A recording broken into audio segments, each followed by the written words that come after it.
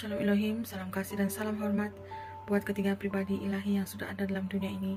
Roh Bapa Surgawi dalam diri Pak Iman Lahagu, Roh Tuhan Yesus Kristus yang berdiam dalam kezimnya Pak Ditya Nugrahanto, dan Roh Kudus Roh Kebenaran yang berdiam dalam diri mempelai terpilih Ibu V. Hamdani.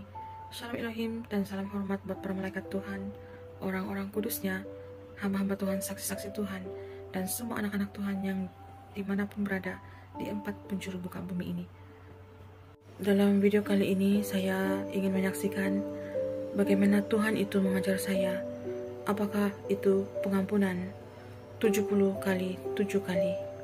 Sebagai umat Kristen pengikut Kristus, kita semua tahu apa itu pengampunan 70 kali 7 kali. Nah, pada tanggal 16 September 2024 terjadi sesuatu perkara yang sangat menyakitkan bagi saya. Peristiwa itu sangat meremukkan hati saya dan menghancurkan hati saya, karena pada hari itu saya melihat dengan mata saya sendiri bukti nyata suami saya berselingkuh. Saya melihat bukti nyata video dia berzina dengan seorang wanita. Ketika saya melihat hal itu, saya bergegar seluruh tubuh saya. Hati saya hancur, kecewa karena pengorbanan saya selama ini untuk membawa dia dekat pada Tuhan menjadi sia-sia, dan dia mencemarkan kekudusan perkawinan kami. Dia telah melakukan hal itu pada bulan Jun, di ujung bulan Jun, sebanyak 2 kali. Dan masa yang sama, dia pernah kontak dengan perempuan lain juga ketika saya tidak ada bersama dengan dia. Karena ketika itu saya meninggalkan dia, meninggalkan rumah ini untuk mencari Tuhan. Saya pergi ke sekolah iman bersama teman-teman karena saya mau mencari Tuhan lebih dekat lagi. Saya mau mengenal Tuhan lebih dekat lagi. Tapi saya tidak sangka ketika saya meninggalkan dia jatuh dalam dosa seperti itu. Ketika itu saya rasa seperti sudah mati, karena dia bukan hanya mengecewakan saya, tapi dia juga telah membunuh karakter saya. Saya kehilangan sukacita. Saya tidak mampu untuk tersenyum kembali di hadapan dia. Saya menangis berhari-hari karena terlalu sakit. Karena setiap kali saya menutup mata, saya melihat bayangan itu muncul. Bayangan mereka berdua itu melakukan hal zina itu muncul di mata saya. Dan wajah perempuan itu seperti ketawa melihat saya. Penglihatan seperti itu sangat menyakitkan saya, karena wanita itu juga istri orang, dan dia tahu suami saya adalah suami orang. Kenapa mereka melakukan hal itu, dan itu sangat menyakitkan saya. Ketika saya mengetahui dan melalui momen ini, saya tidak dapat mencari teman saya, adik-beradik saya untuk meluahkan segala sesuatu, tangisan saya. Sebab ketika itu saya perlukan pelukan dari mereka untuk membantu saya, tapi saya tidak berdaya untuk melakukan hal itu. Hati saya ketika itu sangat marah dan benci, jijik melihat suami saya. Ketika itu hati saya sangat marah, benci dan jijik dengan suami saya ketika melihat dia. Saya mengatakan kepada ibu bapak saya mau bercerai. Saya mau ke mahkamah atau JPN untuk urus penceraian kami. Tetapi ketika itu suami saya menangis dan dia menyesali perbuatan dia. Dan pada saat itu juga suara Tuhan berbicara dalam hati saya. Tuhan menyuruh saya melapaskan pengampunan untuk suami saya. Hati saya berteriak, Tuhan, bagaimanakah saya harus mengampuni orang seperti ini yang bukan saja meremukkan hati saya, tetapi juga membunuh karakter saya, saya kehilangan sukacita ketika itu, kehilangan damai sejahtera. Tapi Tuhan terus-menerus menyuruh saya mengampuni orang itu, dan firman Tuhan itu saya ingat sampai sekarang, yang Dia berikan pada saya itu tentang pengampunan 70 kali 7 kali.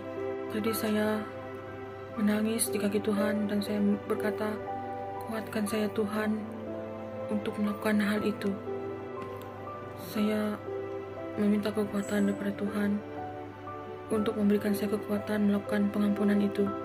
Dan itu memang tidak mudah, saudara-saudariku terkasih.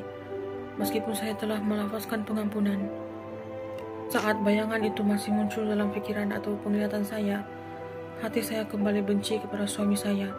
Dan sampai ada suatu masa itu, suara Tuhan berbicara kepada saya, jika engkau mau penglihatan itu dilepaskan daripadamu, engkau harus mengampuni lebih sungguh lagi, kata suara Tuhan itu. Dan ampunilah selingkuhan suamimu. Ampuni wanita yang berselingkuh dengan suamimu itu. Saya mengatakan saya tidak mampu Tuhan, tapi Tuhan terus mengatakan engkau harus melakukannya. Itulah sebenarnya pengampunan 70 kali 7 kali yang tanpa batas. Lalu saya memilih untuk mengampuni karena saya tidak mau. Saya tidak mau tidak taat pada Tuhan, dan saya memilih untuk mengampuni suami saya, dan saya mengampuni wanita itu. Dan saya minta Tuhan berikan saya kekuatan. Tetapi saya tetap ingin bercerai dengan suami saya karena saya tidak mau meneruskan hubungan seperti ini. Tapi pada suatu ketika itu, ketika mempelai live, Ibu V live di YouTube, dia mengatakan, dia bersaksi tentang kehidupan dia, bagaimana dia juga disakiti suaminya, dan dia tetap tidak bercerai. Kenapa bila bercerai itu bermaksud kita kalah dengan keadaan.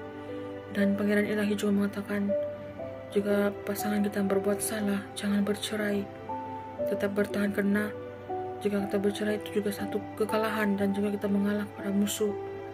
Itu membuatkan saya tersadar yang penceraian itu bukan jalan yang terbaik bagi saya. Tuhan mengingatkan saya bagaimana dosa saya berselingkuh dengan suami orang itu, dan Tuhan mengampuni saya. Kenapa saya pula tidak boleh mengampuni suami saya dan memberikan dia peluang untuk betul-betul bertobat kembali kepada Tuhan?